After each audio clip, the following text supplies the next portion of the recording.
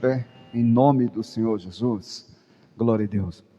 Já estou passando para o nosso irmão evangelista Wilton, que estará ministrando a palavra do Senhor. Deus abençoe. Glória a Deus. Aleluia. Cumprimento a amada igreja na paz de nosso Senhor e Salvador Jesus Cristo. Amém? Quantos estão felizes de estar na casa do Senhor nesta noite? Deus é bom e a tua misericórdia dura para sempre. Aleluia. Amados, abra a palavra do Senhor comigo no livro do profeta Jeremias, capítulo de número 29 e no versículo de número 4. Jeremias 29 e no versículo de número 4.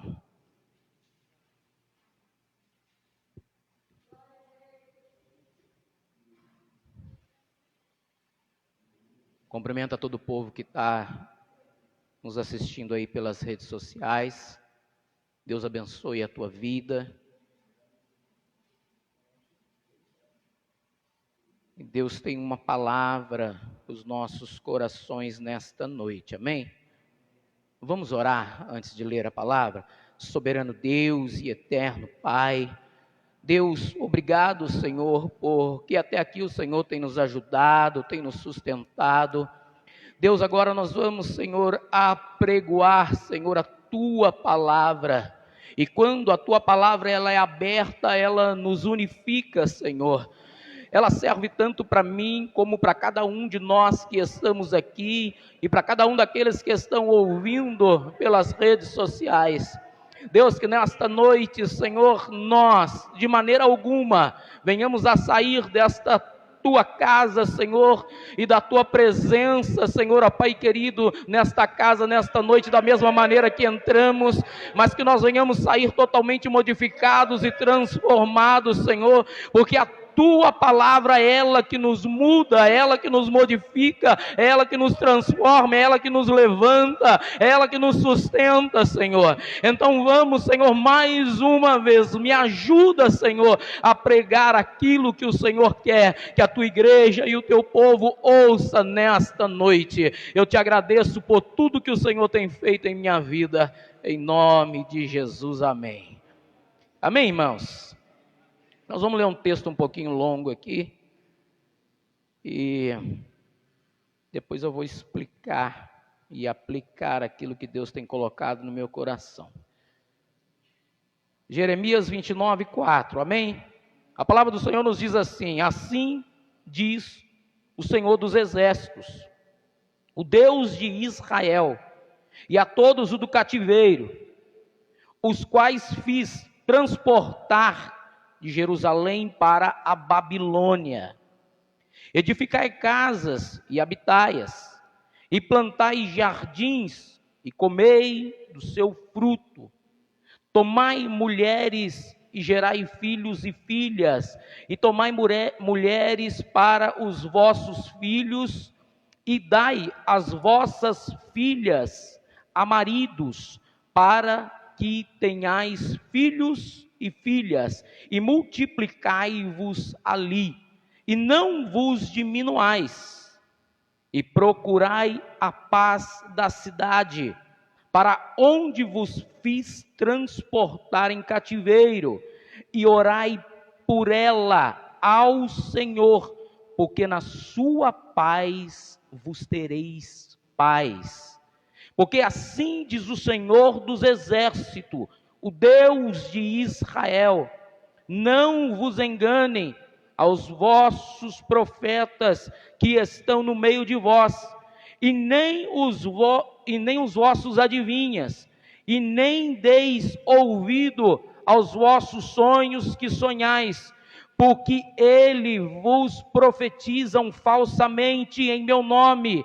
Não os enviei, diz o Senhor, porque assim diz o Senhor: certamente que ao passardes de 70 anos na Babilônia, eu vos visitarei, e cumprirei sobre vós a minha boa palavra, tornando-vos, atrazei-vos a este lugar, porque eu bem sei o pensamento que tenho a vosso respeito, diz o Senhor, pensamentos de paz e não de mal, para vos dar o fim que desejais. Então me invocareis, e ireis e orareis a mim, e eu vos ouvirei, e buscar-me-eis e me achareis, quando me buscares de todo o vosso coração. Amém? Você pode assentar glorificando a Deus nesta noite. Amados, tem um fundo aí? Se tiver, ô glória. Amados, sempre quando nós temos ministrado a palavra do Senhor, seja nesta casa, ou seja por onde Deus tem me levado, eu sempre tenho anunciado e lido com maior clareza para que a igreja possa compreender aquilo que Deus quer falar conosco. Porque se porventura você não entender a ministração de hoje, só desse texto aqui você já vai sair daqui regozijando de alegria na presença do Senhor. Porque a palavra de Deus, ela foi pronunciada, e quando ela é pronunciada, ela acha uma guarida, um lugar no coração daqueles que já abriram o coração para ouvir aquilo que Deus tem para dizer. E por que nós batemos sempre em tecla, amados? Esse texto aqui, eu não quero muito enfatizá-lo, mas algumas coisas que Deus nos falou aqui nesta noite sobre esse texto, é o que muito tem acontecido no meio da igreja hoje. As pessoas já não querem ouvir a boa palavra do Senhor, aquilo que está escrito nas Escrituras. Igrejas que você olha e o pregador muitas vezes não prega a Bíblia, não prega a palavra, e é um tal de profetizar e revelar, e a boa palavra do Senhor não é pregada. A profecia, amados, ela é de Deus, a revelação, ela é de Deus, desde que você entenda que aquilo que o pregador está falando e profetizando ou revelando venha diretamente do Senhor. Muitas coisas hoje o pregador é tomado por emoção, às vezes igrejas cheias e o povo começa a se exaltar no meio da igreja, né, num espírito de adoração, e o pregador muitas vezes é tomado por aquilo, e a carne dele se eleva e ele começa a querer dizer algo que o Senhor não pediu para dizer. E muitas pessoas hoje são frustradas por revelações furadas de pregadores que andam ministrando e pregando aquilo que o Senhor não disse. Por isso, amados, que eu digo, se pregar a boa palavra do Senhor, você não vai sair daqui enganado, você não vai sair daqui confundido, porque o Deus que nós servimos, Ele não é Deus de confusão. Quando você prega a Bíblia, a palavra de Deus, você pode saber de uma coisa, que Deus vai mover em teu coração algo que você precisa ouvir. Se você veio aqui talvez esta noite atrás de uma profecia, de uma revelação, está aqui, a palavra de Deus é a maior revelação feita pelo Espírito Santo de Deus. Aonde que está isso, evangelista? Olha o que a Bíblia diz aqui. Em 2 Timóteo, capítulo 3, e versículo 16, a Bíblia vai dizer assim, ó: toda a Escritura, ela é divinamente inspirada e proveitosa para ensinar, para redarguir, para corrigir, para instruir em justiça, para que o homem de Deus ele seja perfeito e perfeitamente instruído para toda boa obra. E Romanos, capítulo 15, e no versículo de número 4, a Bíblia vai dizer assim, olha: porque tudo que dantes foi escrito para o nosso ensino, foi escrito para que pela paciência e consolação das Escrituras tenhamos esperança. É por isso, amados, que a boa palavra do Senhor sendo ministrada aos nossos corações, ela vai abrir um leque para que nós possamos chegar aonde nós temos que chegar. E a Bíblia inteira, amados, de Gênesis a Apocalipse, ela vai levar a um só lugar, a um nome que está acima de todo nome, chamado Jesus Cristo de Nazaré. E é Ele que vai nos dar e nos garantir a promessa que Ele fez, a vida eterna.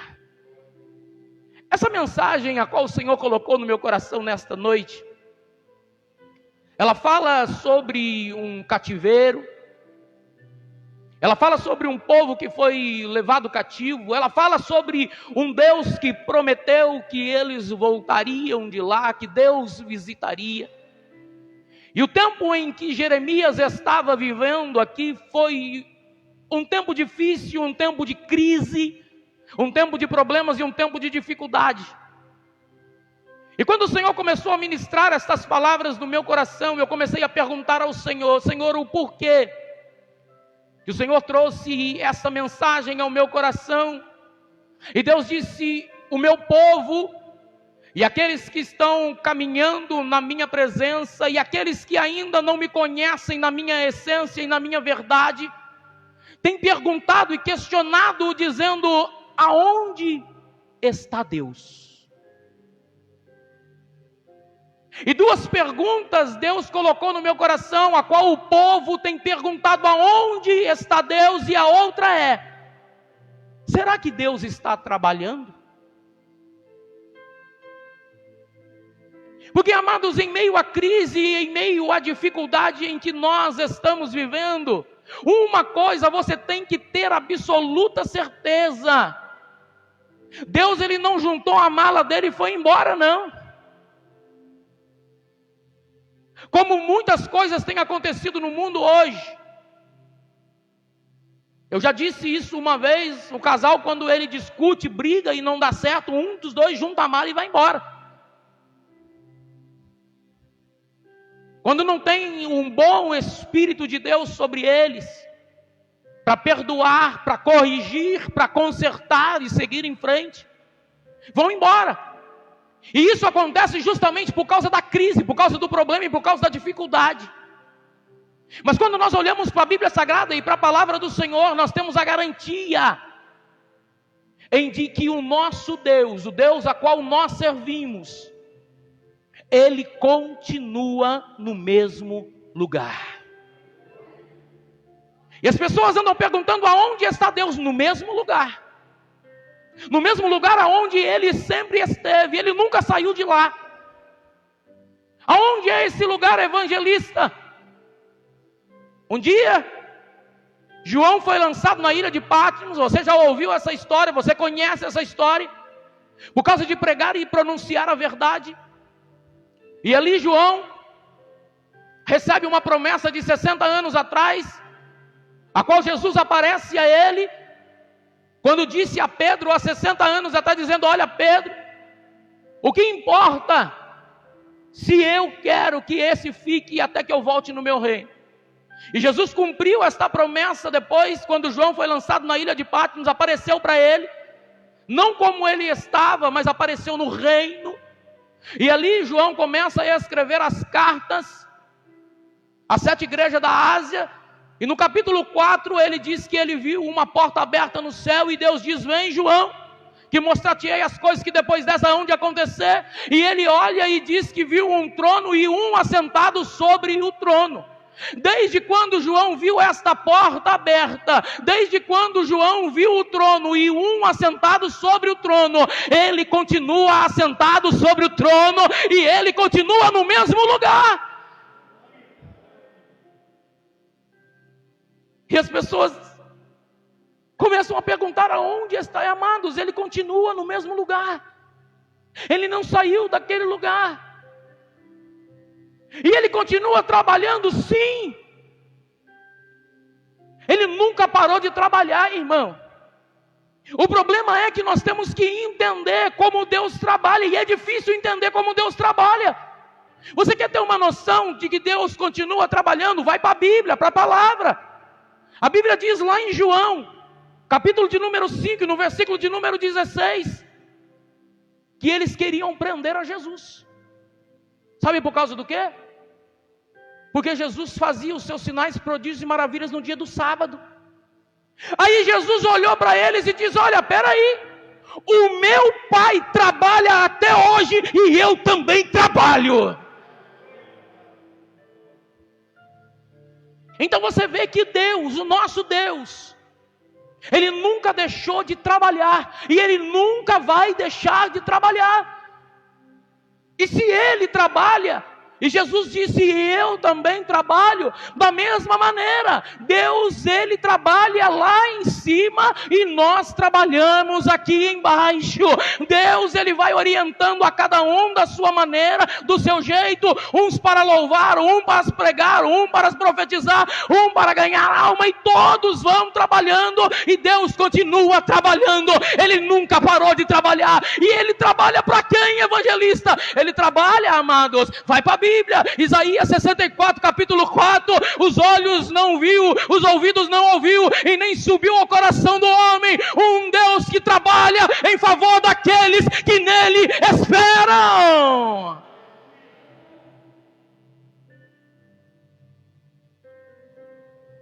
Eu falei desse texto aqui na sexta-feira. Você tem esperado em quem? Se você tem esperado no governo, se você tem esperado no prefeito da cidade, se você tem esperado num vereador que você talvez pediu alguma coisa, amado, você vai padecer.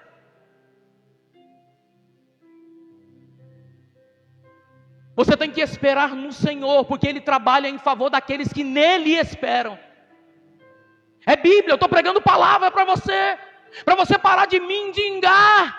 Tem pessoas que continuam mendigando. Eu conheci uma mulher que ela ia em todas as igrejas, e todas as igrejas ela ia, sabe o quê? Pedir comida.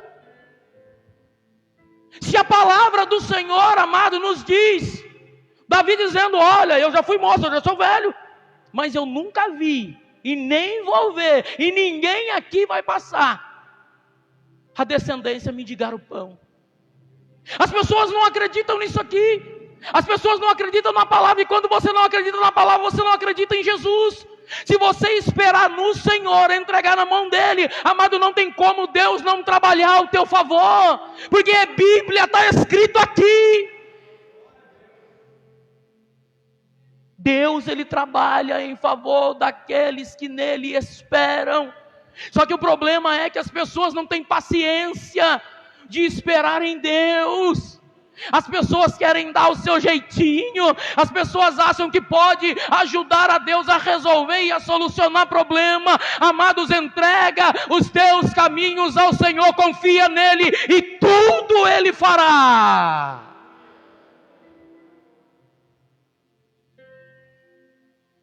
Você quer ver como é que Deus trabalha e as pessoas não entendem?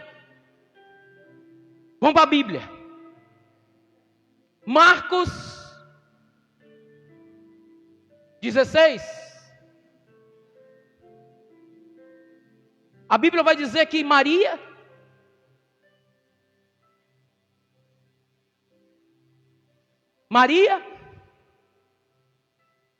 Madalena, né? Essa Maria Madalena, Maria, mãe de Tiago e Salomé, eles foram ao sepulcro. Eles combinaram entre elas ali: olha, nós vamos comprar aqui aromas, e nós vamos até o sepulcro, porque nós vamos embalsamar o corpo de Jesus. Só que no meio daquela conversa, depois, se você quiser, está gravado ali, ó. Você pode pegar cada versículo aqui depois e vai lá na Bíblia. Mas presta atenção aqui em mim. Em meio àquela conversa ali, eles disseram: olha, nós compramos, né? Está tudo aqui, nós vamos lá, mas tem um problema. Tudo que você quer fazer gera um problema. Aí elas começaram a dizer assim: mas o que nós vamos fazer? Está tudo comprado, tá tudo, mas tem uma pedra. Quem vai retirar essa pedra? O que nós queremos fazer está feito. Foi comprado, está aqui. Os aromas estão aqui. A vontade de fazer está aqui, mas tem uma pedra lá. Elas já estavam com a cabeça na dificuldade, no problema. Como que elas iam remover uma pedra? Só que a Bíblia vai dizer que quando elas chegam até o sepulcro, o anjo já tinha removido a pedra, já estava sentado em cima e o problema já estava solucionado e nem mais lá o Senhor estava. Alabraxerecalabadarabai. Amadas, pessoas não entendem como Deus trabalha.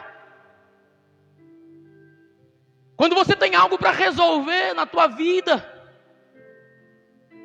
logo você começa a colocar empecilhos, e isso é a tua mente que traz em você. Você começa a brigar com a tua mente.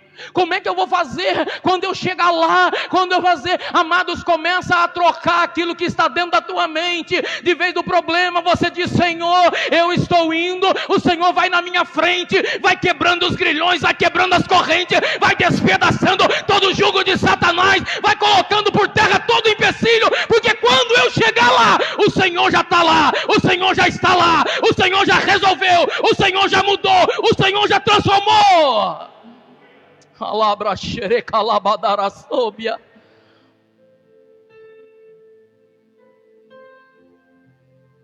Deus olha para um profeta chamado Ananias. Diz: Ananias, levanta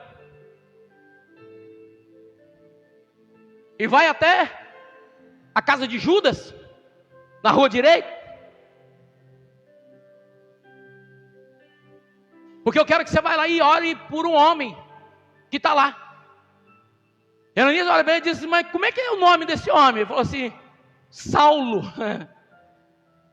Ele falou: não vou não.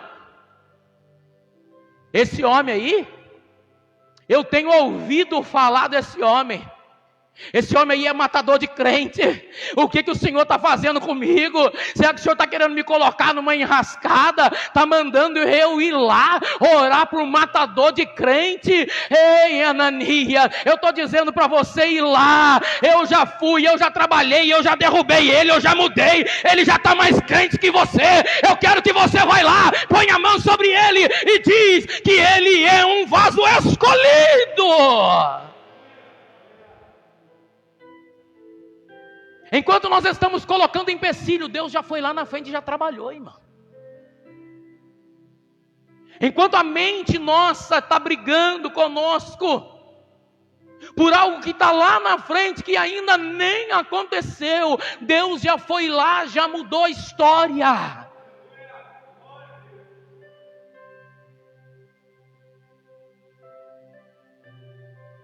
A voz do Senhor eleva a um homem por nome de Jonas, o profeta. E Deus diz para ele: vai lá para Nínive. E vai em Nínive e proclama contra aquela cidade, porque o cheiro do pecado subiu até as minhas narinas, tem me incomodado. Diga aquele povo que eu vou destruir a cidade. E ele diz: não vou nada. Nínive é um lugar onde eles estão matando crente a fio da espada. Não vou, eu vou para Tarso. Vocês conhecem a história. Ele entra no navio,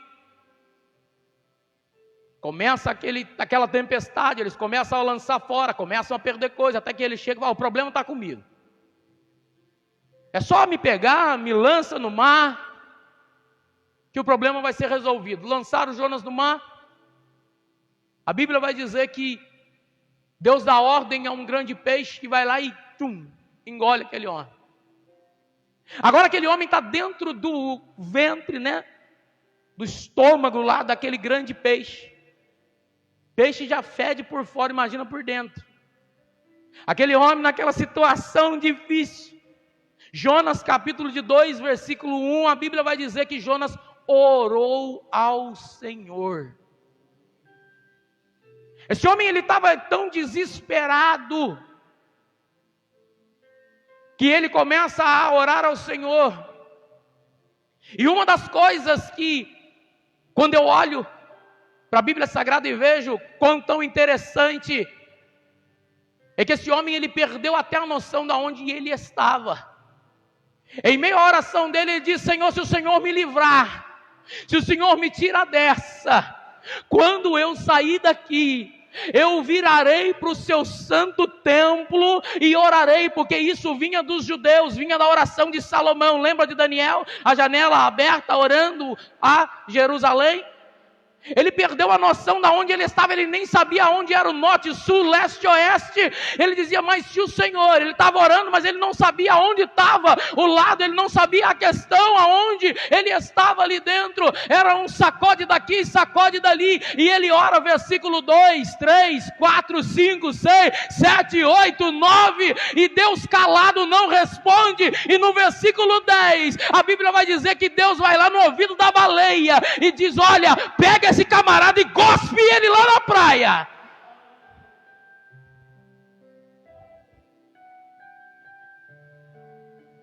Às vezes você está esperando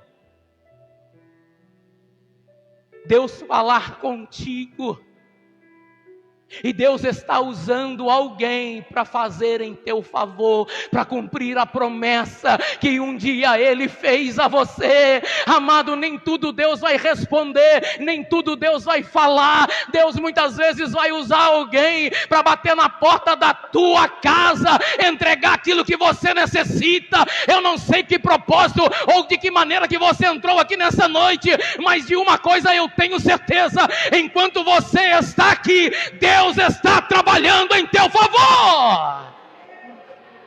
Xarabadaragadaraçóbia.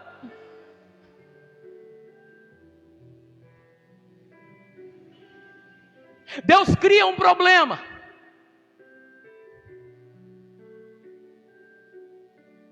Um problema se chamava esterilidade. Muitas mulheres da Bíblia teve a sua madre fechada, e uma delas se chamava Ana. No tempo em que Eli vivia como sacerdote, 1 Samuel capítulo 2, a Bíblia vai relatar que havia 3 problemas ali, irmão. Eram 3 crises que aquele povo estava passando. Primeiro, uma crise política. Segundo, uma crise moral. Terceiro, uma crise espiritual. A crise política porque já não tinha governo mais. Mas naquele tempo ainda Deus não comandava através do sacerdote, mas o sacerdote não sabia nem direcionar os filhos dele. Quanto dirá as coisas que Deus entregou na mão dele? Havia um povo sem direção. Em Juízes vai dizer que cada um fazia o que queria. Havia uma crise moral, a qual os filhos de Eli faziam uma fila de mulheres na porta do templo e se deitavam com elas ali. Havia uma crise espiritual, porque a Bíblia vai dizer que Deus já não falava e as visões já não eram frequentes. Agora Deus vai resolver um problema para solucionar 3. Deus agora visita a Ana, um problema que ele mesmo criou, porque a palavra de Deus diz que Deus cerrou a madre dela. E agora, no tempo que a promessa de Deus se cumpriu através de um voto que Ana fez, nasce agora Samuel.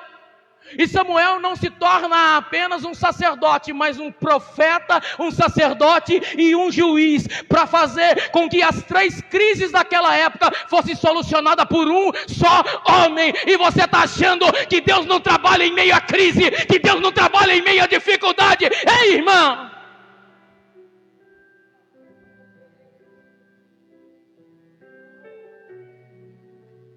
Nós muitas vezes não entendemos como Deus trabalha, mas Deus sabe como trabalhar na minha vida, na tua vida, nas nossas vidas. É só nós aguardarmos do Senhor, é só nós esperarmos nele, confiarmos nele e prosseguirmos. O problema é que a crise que o mundo está vivendo, amado, não é sua e não é minha. E você quer de qualquer maneira se envolver nela. Se você confiasse em Deus plenamente, você não estava apavorado com tudo isso que está acontecendo.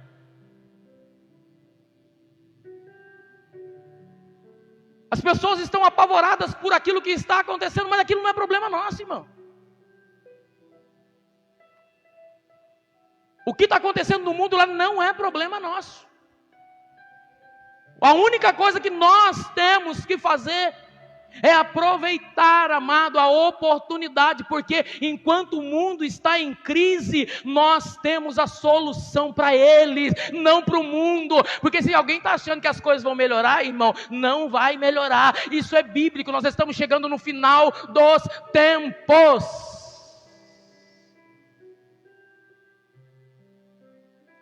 E se você está passando por crise, eu não estou. E não estou falando na área financeira, não.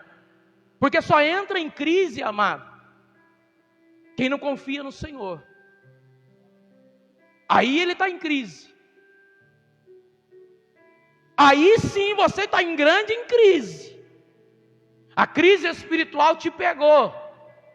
E você precisa ser liberto e voltar a acreditar no Deus vivo. Porque o que acontece no mundo lá fora não é problema nosso. A oportunidade está abrindo um leque para você ganhar almas para Cristo em meio à crise e em meio à dificuldade em que nós estamos vivendo hoje.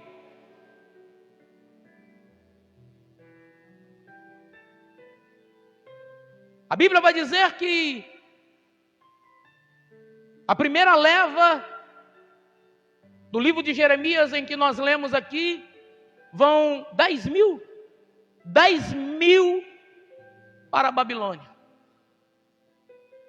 Daniel estava incluído nessa primeira leva, Ananias, Misael e Azarias estava incluído também nessa primeira leva. Na segunda leva, profeta por nome de Ezequiel, relevado. Agora, Daniel está com as janelas abertas, orando ao Senhor, e Deus visita o profeta Ezequiel na beira do rio Quebar. E Deus começa a dar visões àquele homem, diz: põe-te em pé, e eu falarei contigo. E Deus começa a dar visões a ele, até que chega no capítulo 36 de Ezequiel, que todo mundo conhece, que fala sobre o vale de ossos secos que foi adorado aqui. Agora Deus começa a mostrar para o profeta que aquele vale de ossos secos era a nação de Israel, que um dia tinha desviado os pés do caminho do Senhor, e foram definhando, até se tornarem ossos secos. E a história você conhece. Tem jeito para isso aí, Ezequiel? Tu sabes, Senhor. Então diz: profetiza, Ezequiel. Profetiza sobre os ossos secos. E diz: assim diz o Senhor dos Exércitos: ouve, ó ossos secos, a palavra do Senhor.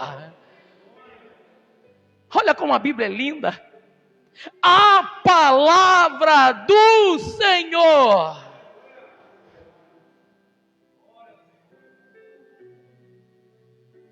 A palavra do Senhor, ela produz, amados, em nós um peso de glória. A palavra do Senhor, quando ela entra, quando ela penetra, ela retira tudo aquilo que não provém, ela limpa, ela lava, ela purifica, ela levanta, e ela faz tudo novo. Ezequiel profetizou, a Bíblia vai dizer que ossos foram juntando em ossos, veio nervo, veio carne, e levantou-se ali um exército como no extremo. Não havia vida, né? Ezequiel diz: mas não, está tudo uns bonecos aqui, Senhor. Juntou tudo, mas não, está tudo morto. E o Senhor disse: profetiza mais uma vez, Ezequiel. Profetiza aos quatro ventos, que sopre sobre eles o Espírito. Aleluia! Agora a Bíblia vai dizer que o Espírito entra neles e levanta um exército como num extremo. Esse povo é retirado, irmãos, da Babilônia, segundo a promessa que Deus tinha feito a eles. Agora eles voltam para suas casas, e cada um começa ali a sua nova vida. Jerusalém estava destruída. Aí agora Deus levanta um profeta por nome de Ageu. O povo já não queria saber mais da casa do Senhor, deixaram a casa do Senhor como estava. E Ageu se levanta e diz: olha, cada um está olhando para o seu próprio umbigo. Deus prometeu que ia trazer, Deus prometeu e Ele fez. Agora vocês têm esquecido da casa de Deus, e vocês estão vivendo uma vida como num saquetel furado. Pega aqui e sai ali, pega aqui e sai ali. E a minha casa? E aonde vem o sustento? E da onde vem a palavra que te levanta, que te coloca em pé, que te sacode, que cura as tuas feridas, que arranca as suas enfermidades? Cadê? Aqueles que querem acreditar, acreditem. E Ageu disse: se fizerem assim também será feito, porque a glória da segunda casa será maior do que a primeira.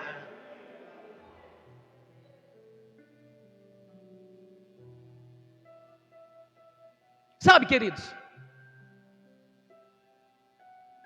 eu queria poder entender muitas coisas que eu não entendo em meio a problemas e crises e as dificuldades, que o povo não consegue se alicerçar em Jesus Cristo de verdade, e continuar a caminhada, a jornada, porque ainda não terminou.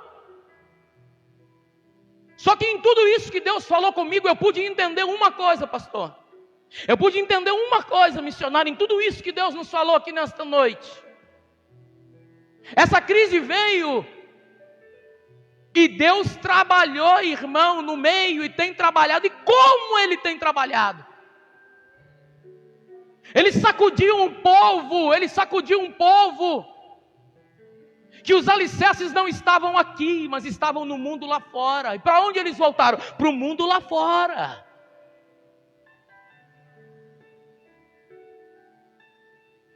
Porque haverá um tempo agora, depois desse tempo em que nós estamos passando, haverá um tempo em que Deus vai começar a usar aqueles que foram gerados em meio à crise. Aqueles que sustentaram-se, porque confiaram no Senhor, não confiaram em ti. Aqueles que passaram pelos problemas e pelas dificuldades, porque acreditou que o Senhor estava do teu lado. Aqueles que não foram criados, amado, segundo aí, o povo que foi criado na Nutella. Não, nós fomos criados, amado, tomando leite com pedra, comendo jiló com pimenta, arrancando no lombo aquilo que o diabo vinha colocar sobre nós, e Deus dizia: não toca aí, não toca ali, não toca lá. Vamos ser levantados em meio a uma geração para fazer com que o nome do Senhor seja honrado, e almas venham se render aos pés do Salvador.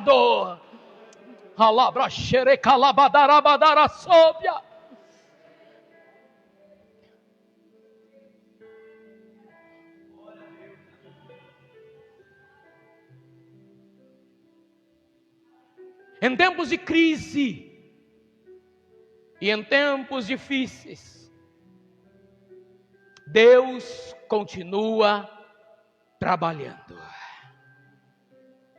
Você pode colocar sobre os seus pés?